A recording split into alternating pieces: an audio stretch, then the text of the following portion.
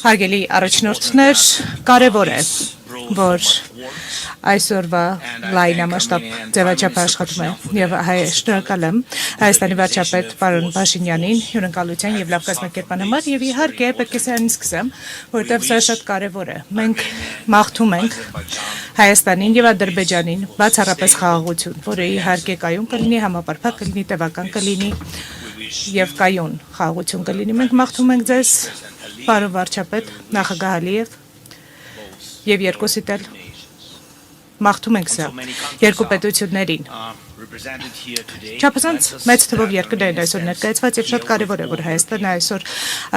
հանդես է գալիս բոլոր եվրոպացիների հետ միասին եւ առաջին անգամ է, որ 24 տարվա ընթացքում իմիջայլոց, որ Ուկրաինայի նախագահը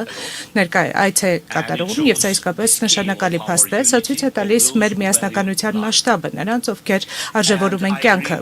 Եվ ես համաձայն եմ Անտոնիոյի հետ։ Իսկապես շատ համաձայն եմ, որ Մակարնի մեզ հետ է եւ ժամանակն է, որ մենք պետք է մեր ընդհանուր արժեքները Կանադայի հետ վերածենք Կանադայի եւ Եվրոպայի համար հնարավորությունների։ Հարգելի բարեկամներ, մարտահրավերները հստակ են եւ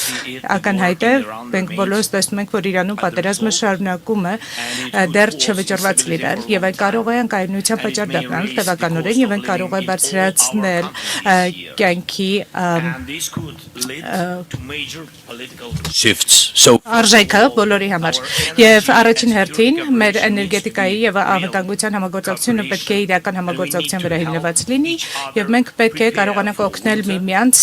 նախապատրաստվել ձմեռվանը եւ գործ ունենալ էներգետիկ մարտահրավերների հետ եւ բացի դրանից պիտի ձգտենք երկարաժամկետ լուծումների Հորմուզի անցքում եւ նաեւ Ուկրաինայի դեմ Ռուսաստանի պատերազմը շարունակում է նույնքան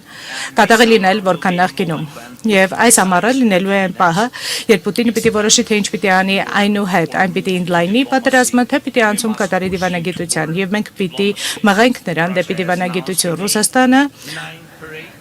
Մայիսի 9-ին շքերթ է կազմակերպելու Մոսկվայում ռազմական տեխնիկայով եւ եթե դա տեղի ունենա, առաջին անգամ է լինելու սա բազմաթիվ տարիների ընթացքում, որ նրանք չեն կարողանալու թույլ տալ իրենց ռազմական տեխնիկա ցույց տալ եւ վաղսփռող ԱԹՍ-ները բզալու են Կարմիր հրապարակի վրա եւ սա ցույց է տալիս, որ նրանք ուժեղ չեն եւ մենք պետք է շարունակենք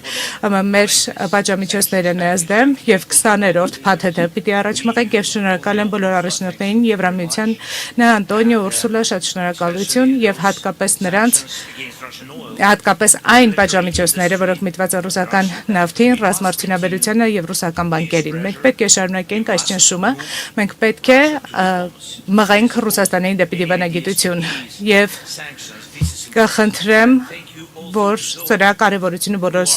ընդգծենք եւ շնորհակալություն բոլոր նրանց, ովքեր պայքարում են Ռուսաստանի ստվերային նավթային նավատորմի դեմ եւ քանի դեռ այս պատերազմը շարունակվում է մենք այս պատերազմը կշարունակվի եւ ցանկացած աջակցության փաթեթ կարեւոր է հատկապես օդուժում եւ ցանկացած պաշտպանական աջակցության ծրագիր կարեւոր է եւ այս տարվա այս մայիսի փաթեթը օգնելու է մեզ հրթիռային սպառնալիքների դեմ պայքարել եւ ես կարծում եմ որ մենք պիտի կարողանանք արտադրել այն ամենը ինչը որ անհրաժեշտ է պաշտպանվելու բոլոր հրթիռային հարձակումներից եւ այլ բոլոր սպառնալիքներից մենք առաջարկում ենք մեր նպաստը Եվրոպայի պաշտպանությանը մեր ԱԹՍ-ների համաձայնագրերը, որովհետև նրանք միավորում են երկրներին եւ նրանք ուժեղացնում են պետություններին, ԱԹՍ-ների եւ այլ հավանական հարձակումների դեմ եւ օդում, ծովում եւ ցամաքում։ Եվ սա իհարկե մեր ընդհանուր աշխատանքն է, ընդհանուր պաշտպանությունն է, ընդհանուր ռազմարտունաբերությունն է, եկեք առաջ շարժվենք այս ուղղությամբ։ Եվ եւս մի բան, մենք պետք է կենտրոնանանք նրա վրա, թե ինչ ենք անելու, եթե Ռուսաստանը ավարտը չդնի այս պատերազմի։ Մեզ անհրաժեշտ է շարունակական ճնշում եւ խաղաղություն։ Եվ իհարկե, համար առաջին բանը, մենք պետք է գտնենք գործարկելի դիվանագիտական ձևաչափ եւ Եվրոպան պետք է լինի սեղանի շուրջը ցանկացած բանակցությունների ժամանակ։ Եվ մենք պետք է կապի մեջ լինենք ԱՄՆ-ի հետ եւ հասկանանք նրանց դիտարկումները եւ դիրքորոշումները, բայց լավ կլիներ մեկ ընդհանրական եվրոպական ձայն կազմել այն բանակցությունների ժամանակ, որոնք ունենալու ենք Ռուսաստանի հետ։ Շնորհակալություն։